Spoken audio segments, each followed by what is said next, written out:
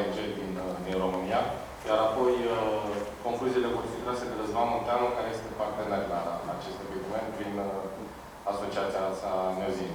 Până atunci, vă rog, domnul Simion.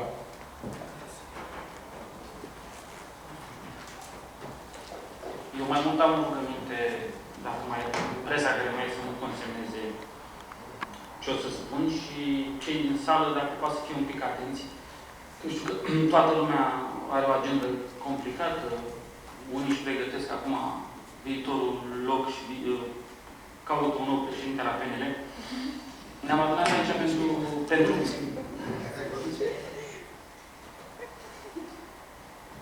ne-am adunat aici pentru cel de-al doilea stat românesc. În momentul ăsta există două state preponderent românești și vreau foarte mult ca, după conferința asta, să rămâneți cu niște idei în cap și să înțelegeți. Dacă tot v-ați sacrificat 3 ore din viața voastră, să înțelegeți cam ce se întâmplă acolo. N-am niciun paper și nu avem scrise papere pe subiectul Republicii Moldova, dar pot să vă zic de la firul ei cam care e situația. Noi de aici, de la București, fără să mergem la Chișinău, nu prea avem o imagine total distorsionată. Noi de la București, dacă ne-am dus în anii 90 în drumul Crucii sau în alte acțiuni sau la podul de flori, nu ne-am mai făcut un refresh să vedem care e situația acolo, în momentul ăsta, în anul 2016. Noi la București, dacă vorbim în termenii de Basarabia, e pământ românesc și actul de la final de la Helsinki o să ne aducă Basarabia înapoi, nu mai trăim în secolul 21. Ăsta e un argument pe care îl putem folosi, dar realitățile sunt altele. Noi la București, dacă vorbim despre România, că nu are nicio politică coerentă față de Republica Moldova, greșim. Pentru că România înseamnă și noi cei de aici, de la masă. Și România înseamnă și generațiile trecute, care întotdeauna au avut dezideratul ăsta unionist. Oricât de desuet li s-ar părea unora sau altora care funcționează pe granturi în momentul ăsta. Unora sau altora care le citesc din Wikipedia. Eu nu o să vă citesc din Wikipedia, o să vă zic concret ce se întâmplă la nivel de investiții. E foarte frumos să ducem investiții din România în Republica Moldova. Și asta trebuie să se întâmple. Noi trebuie să facem unirea, pur și simplu semnarea ei să fie un act formal. Dar vă dau exemplu și de asta v-am rugat să nu consemnați. Fan Curierul vrea să meargă acolo. Nu există nicio firmă de curierat acolo. Și vor să intre pe piața asta. Dedeman nu vreau să intre acolo, să investească.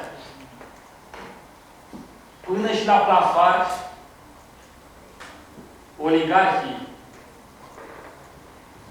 locali le-au cerut jumate din afacere ca să pătrundă pe piața din Republica Moldova.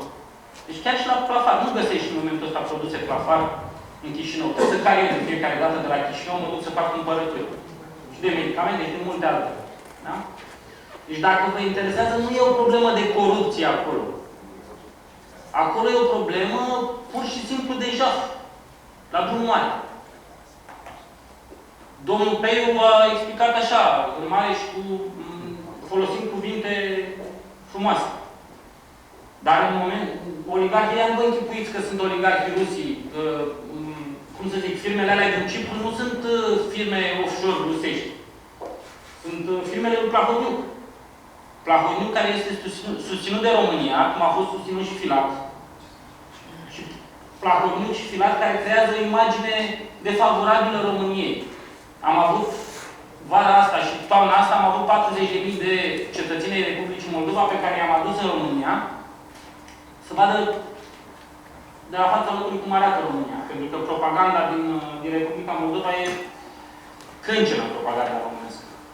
Și multe din tururile astea au rugat să nu ne dea bani, vă rugăm să nu ajute România, statul Republica Moldova, pentru că banii o să fure.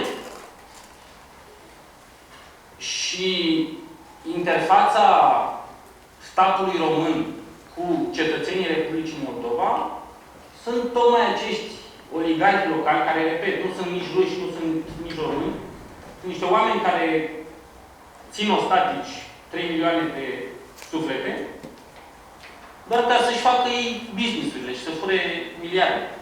Ăla e vârful icebergului ce l-ați văzut voi cu miliarde. Sunt judecători arestați săptămâna trecută la Chișinău pentru spălări de bani de 20 de miliarde, cum a zis domnul Petre. Eu v-aș face o critică, așa nu vreau să... M-a fost pronunțat numele meu de multe ori aici la masă, dar domnul ministru Bostan, să știți că roaming cu Republica Moldova costă cel mai mult. Adică costă 3 euro minut. Ați fost ministru al telecomunicației. Hai să vă asumați chestiunea asta. Aici, directă. Și vreau să vă spun foarte de direct. Foarte clar. Puteți să opriți? Deci, după cum am spus, poate nu s-a înțeles bine. Odată, roaming-ul și tarifele sunt date de operatorii privați. Statul nu poate să impună unui operator privat, băi, prețul